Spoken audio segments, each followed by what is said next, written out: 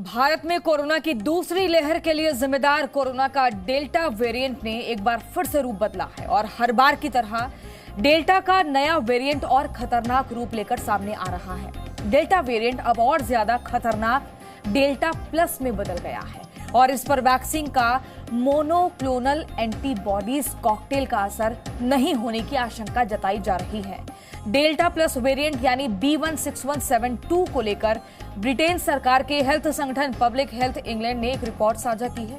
इस रिपोर्ट में delta variant को लेकर कई चौंकाने वाले खुलासे हुए हैं और इसी पर हमारे साथ चर्चा के लिए एक खास पैनल जुड़ गया है डॉक्टर्स का। हम आपको जल्दी से परिचय करा देते हैं। Doctor Hitesh Verma, ENT specialist, AIIMS, हमारे साथ जुड़ गए हैं।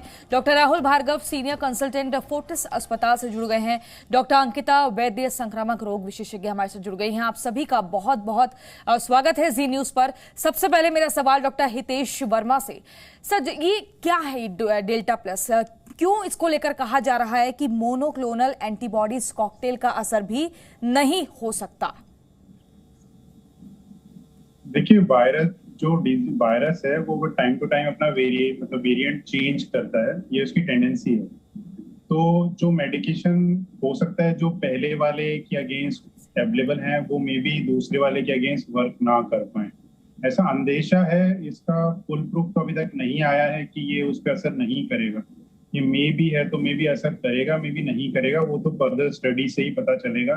जिन पेशेंट्स ने दवाई ली है और उनको दूसरे वाले वायरस का इन्फेक्शन हुआ है तो हमें पता चलेगा कि हाँ इनको हो सकता है कि नहीं हो सकता। ठीक है डॉक्टर अंकिता, क्या भारत में इस वायरस की फ्रीक्वेंसी बहुत ज्यादा नहीं है? जी बिल्कुल। सो अभी जो हम देख रहे हैं डेल्टा प्लस वेरिएंट, जो अभी रिसेंट वेरिएशन है इस कोविड का, न्यू म्यूटेशन जो देख रहे हैं K417N, इसमें कुछ खास बात ये देखी जा रही है जो जिसका आशंका जो आप बता रहे थे कि मोनोक्लोनल एंटीबॉडीज इस पे काम नहीं कर सकते। तो सबसे पहले ये समझना है कि मोनोक्लोनल एंटीबॉडीज जो है इसका टारगेट प्रोटीन क्या है। सो ये टारगेट प्रोटीन जो है ये स्पाइक ग्लाइकोप्रोटीन में ही के अगेंस्ट ये काम कर रही है इस वायरस के, और ये जो म्यूटेशंस हम देख रहे हैं ये भी इसी ग्लाइकोप्रोटीन एंटीजन में हो रहे हैं। सो बिल्कुल ऐसे चांसेस हैं कि जो हमारा एग्जिस्टिंग जो इमरजेंसी अप्रूवल हुआ था जो जिसके लिए हम काफ़ी पॉजिटिव थे, कैसरीवीमैब और एमडेवीमैब, ये मोनोक्लोनल एंटीबॉडीज का कॉकटेल इसमें कारगर ना साबित हो। तो इसके लिए जो हमारा एग्जिस्टिंग अभी डेटा है जो हमारे कंट्री में देख रहे हैं इसमें बहुत ज़्यादा डेल्टा प्लस वेरिएंट्स पाए नहीं गए हैं, बट डेफिनेटली कुछ स्टेट्स ऐसे हैं, स्पेशली महाराष्ट्र से रिपोर्ट हुए हैं। सो अभी जो लॉकडाउन जो हम देख रहे हैं कि इसको ढीला करने का प्रक्रिया चल रहा है, तो ये सारी चीज़ें ध्यान में रखते हुए जो हमें प्रिकॉशंस हैं वो कंटिन्यू रखना है। जो आपने अभी हाईलाइट किया कि जो हमारे कोविड एप्रोप्रिएट बिहेवियर है इसको कंटिन्यू रखना है।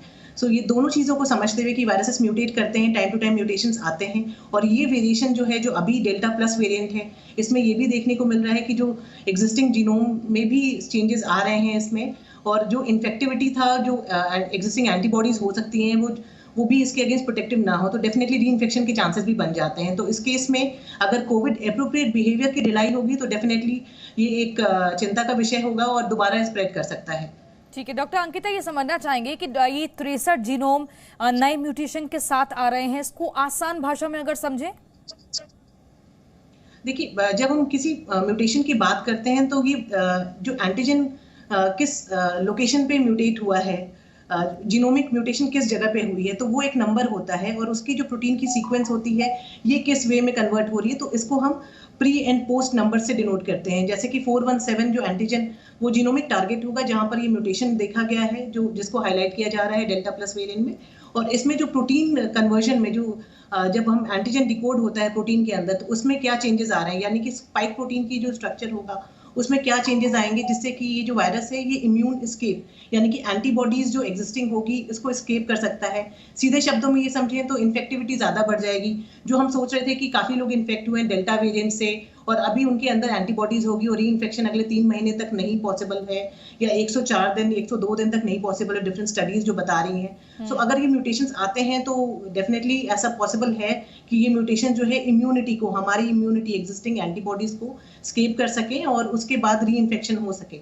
तो कॉशियस रहने की डेफिनेटली बहुत ज़्यादा ज़रूरत है। अगर हम देख रहे हैं जो अभी न्यू म्यूटेशंस आ रहे हैं इंटरनेशनल ट्रैवल से रिलेटेड हो, चाहे वो सेल्फ अपने अपने डिसिप्लिनरी हैबिट्स के ऊपर रिलेटेड हो कि आपको अपना बिहेवियर कैसे कंटिन्यू रखना है। ठीक है डॉक्टर राहुल भार्गव, 7 जून तक भारत में डेल्टा प्लस के 6 केस सामने आए हैं।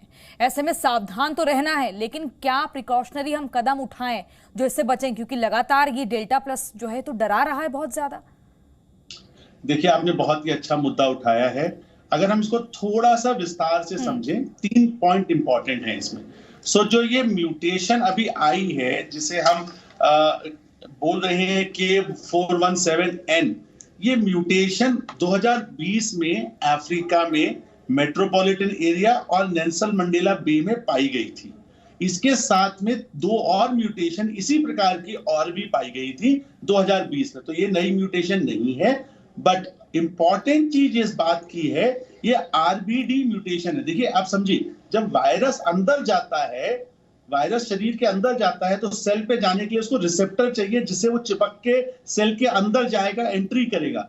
तो वो जो जहां पे रिसेप्टर से वो चिपकता है, ज्वाइन करता है, अगर उसकी म्यूटेशन है, तो या तो वो बहुत हाई एफिनिटी वाली होगी ताकि वो तेजी से सेल के अंदर चला जाए।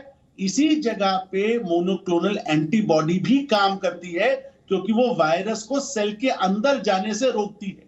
तो पहले इसीलिए 5 दिन में मोनोक्लोनल एंटीबॉडी दी जाती थी, सो दैट जब वायरस अंदर जाने की कोशिश कर रहा है, मोनोक्लोनल एंटीबॉडी रिसेप्टर पे बाइंड करके उसको सेल से चिपकने से रोकती है और अंदर जाने से रोकती है।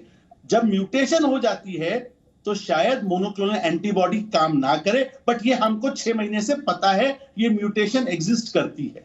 दूसरा इंपॉर्टेंट पॉइंट जो मैं पिछले 3 हफ्ते से कह रहा हूं, जेनेटिक सर्विलेंस को बढ़ाना बहुत ज्यादा जरूरी है। देखिए, जी टीवी को ये मुहिम उठानी चाहिए, जी न्यूज को, कि genetic surveillance should be a part. अब देखिए, अफ्रीका वगैरह में 5% नहीं 20% सैंपल जेनेटिक सर्विलेंस के लिए जाते हैं। और जैसे जैसे ये लंबे समय तक वायरस रहेगा, क्योंकि हमारी वैक्सीनेशन की प्रक्रिया स्लो है और उस स्लो की वजह से वायरस मल्टीप्लाई करेगा। देखिए, आज भी 70-80 हजार केसेस आ रहे हैं। ये केसेस कौन से हैं? इसके लिए जेनेटिक सीक्वेंसिंग करना आवश्यक है। और ये जो रिपोर्ट आई है, ये विनोद साकरिया जी ने IGIB से निकाली है कि किस प्रकार से 6 लोग डेल्टा प्लस वेरिएंट या AY1.1 म्यूटेशन के लोग हैं। अगर हम जेनेटिक सर्विलेंस बढ़ाएंगे, कंटिन्यूस जेनेटिक सर्विलेंस बढ़ाते जाएंगे, तो हमको रोज म्यूटेशन पता चलती रहेंगी और म्यूटेशन अनगिनत होंगी। बट ये जरूर जानना है कि कौन सी म्यूटेशन तेजी से फैलती है। न्यूट्रलाइजिंग एंटीबॉडी, जिसे हमें प्रतिरोधक क्षमता थी शरीर को, वो उसको चकमा दे सकती है, मात दे सकती है। वैक्सीनेशन को कौन सी म्यूटेशन मात दे सकती है, उसी के अनुसार लॉकडाउन और अनलॉकडाउन होगा। देखिए, अब बहुत स्मार्ट स्ट्रैटेजी है। जेनेटिक सर्विलेंस करिए, लॉकडाउन अनलॉकडाउन खोलिए। सूनर और लेटर देश को अपनी हवाई सीमाएं खोलनी पड़ेंगी। उस समय भी जेनेटिक म्यूटेशन से, जेनेटिक स्क्रीनिंग से ही आप लोगों को पकड़ेंगे। तो जेनेटिक सर्विलेंस, ये जो आप डेल्टा प्लस वेरिएंट की बात कर रहे हैं, ये बहुत अच्छी बात है।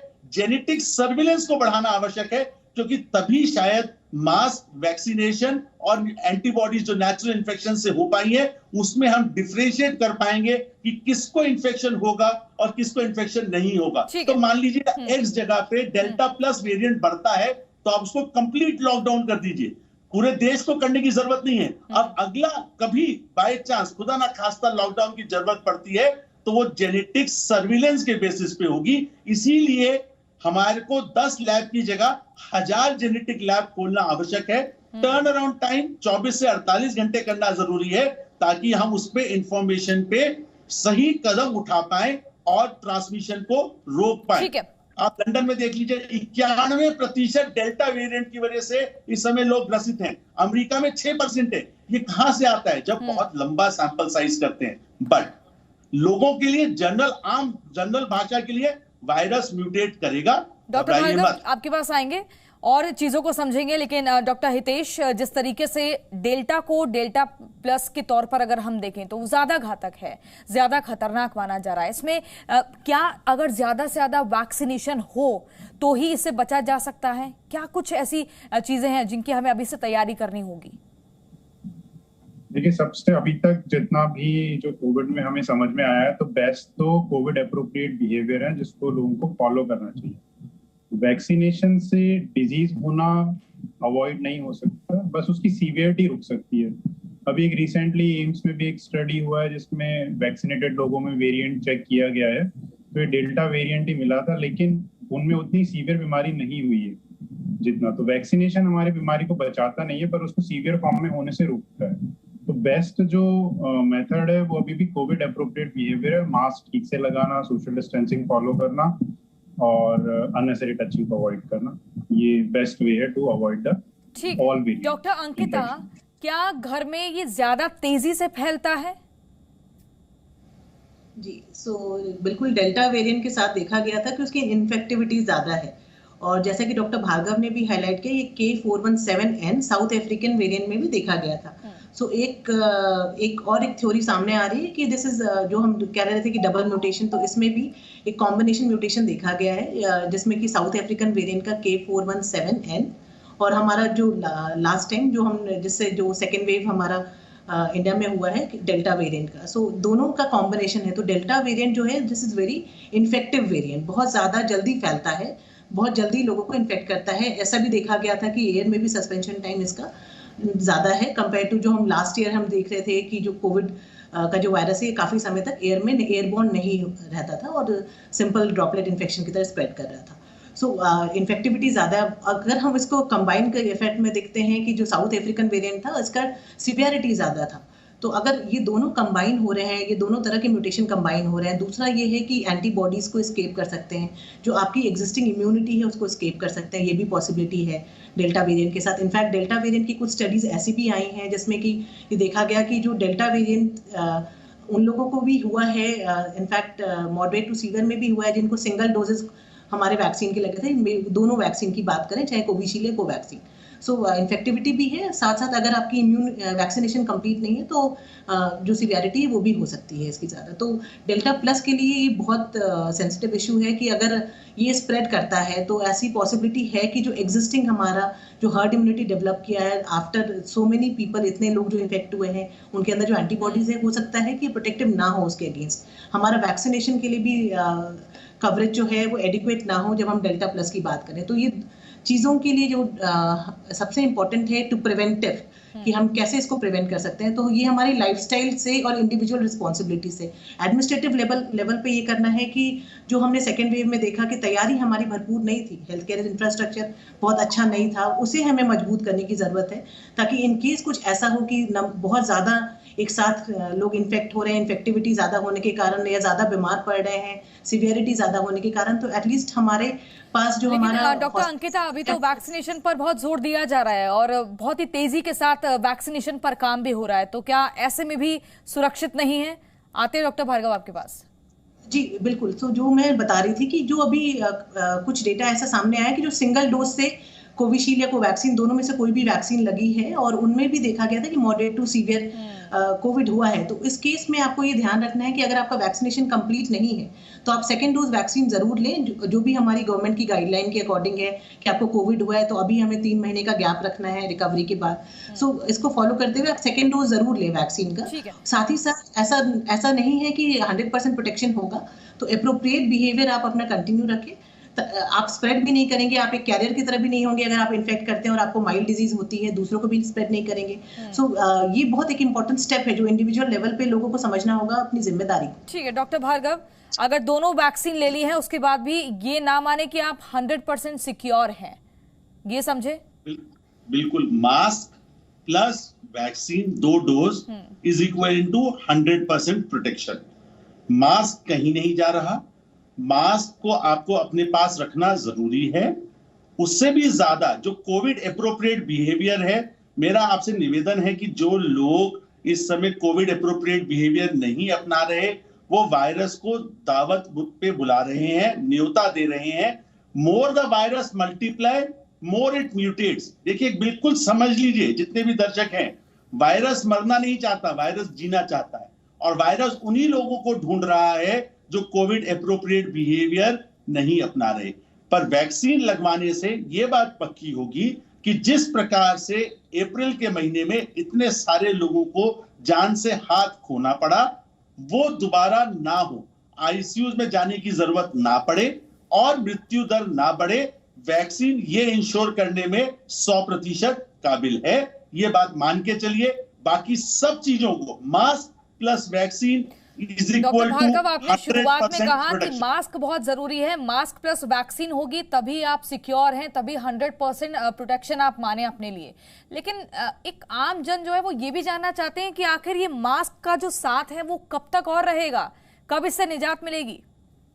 तो जैसे जैसे साइंस आगे बढ़ती जा रही है, साइंस इवॉल्व हो रही है, वायरस को हम बेहतर जान रहे हैं, वायरस पे जीत हम पा लेंगे। एक बात मान के चलिए, जिस प्रकार से अमेरिका ने और इजराइल ने इतनी तेजी से वैक्सीन लगा के मास्क हटा दिया, उसी प्रकार से अगर अगले 3 महीने में हम लोग दूसरी डोज भी 75 करोड़ लोगों को लगा पाते हैं, तो शायद अगले साल तक हम भी बिना मास्क के घूम पाएंगे। ये बात मान के चलिए। बट अगले 6 महीने ये एक डिसाइसिव जंग है, जहां पे मास्क एक बहुत बड़ा हथियार है। मास्क हटाया तो कोरोना वापस आएगा, तीसरी चौथी पांचवी वेव भी आएगी। 6 महीने धैर्य से चलिए, 6 महीने का बाद देखिएगा वैक्सीन क्या चमत्कार आपके लिए लाती है। ठीक है, बहुत छोटा सा रिएक्शन हम डॉक्टर हितेश से भी ले लेते हैं। डॉक्टर वर्मा, डेल्टा प्लस के लिए हम लोग कितने तैयार हैं उससे निपटने के लिए मौजूदा दौर में, और कहां पर कमी है? देखिए, तैयारी तो जो अभी तक जो इन्फॉर्मेशन दी जा रही है, एक तो कोविड अप्रोप्रिएट बिहेवियर जो रूटीनली सबको दी जा रही है, ये सभी जानते भी हैं और सभी को फॉलो करना चाहिए।